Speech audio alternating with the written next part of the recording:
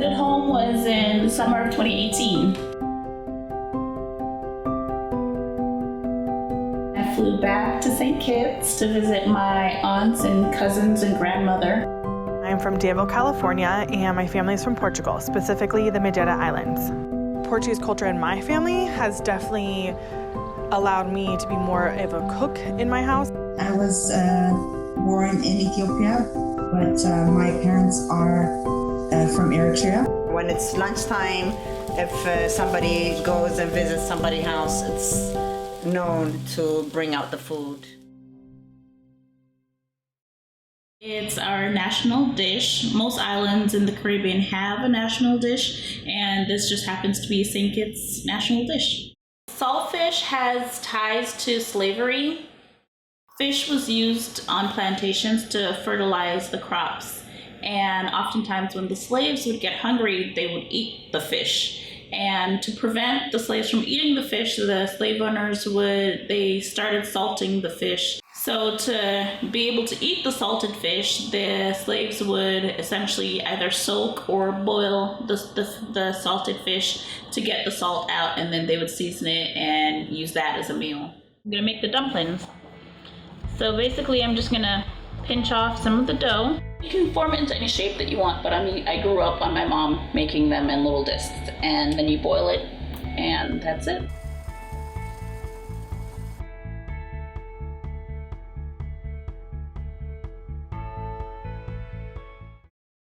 It was created about over 100 years ago in the monasteries in Portugal. The monks were using all the egg whites to starch and make their wardrobe stiff when they were wearing it. So they had buckets of yolks. And over time, this tart came to be where the filling is egg yolk, sugar, flour, lemon zest, and cinnamon. Pour in the 4 cups of milk, the whole cinnamon stick, and the zest of 1 lemon.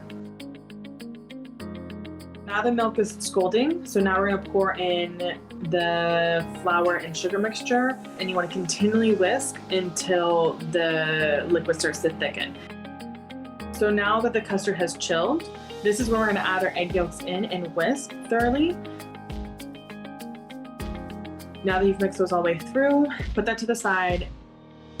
For the pastry shells, you want to blind bake them for 7 minutes and then fill halfway with the custard filling. Then place them back into the oven. Once they come out, you want to sprinkle a little bit more cinnamon. I prepared shiro, which is a traditional Ethiopian dish. It's a popular dish. It's vegan and it is normally eaten during fasting season. Usually Wednesdays and Fridays are traditionally and religiously fasting days, which means that no animal product are going to be consumed on those days. It's eaten with the injera. Injera is made out of teff. It's the signature of traditional Ethiopian food. Everything that you eat for Ethiopian dish is served with the injera. First thing, I'm going to chop up the onion.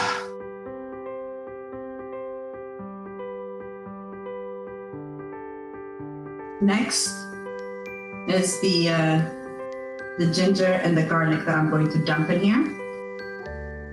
So you can use tomato paste or you can use fresh tomatoes. It's been simmering and cooking for a few minutes. Now I'm going to add the shiro. I can't really say how much, you just have to kind of fill it out.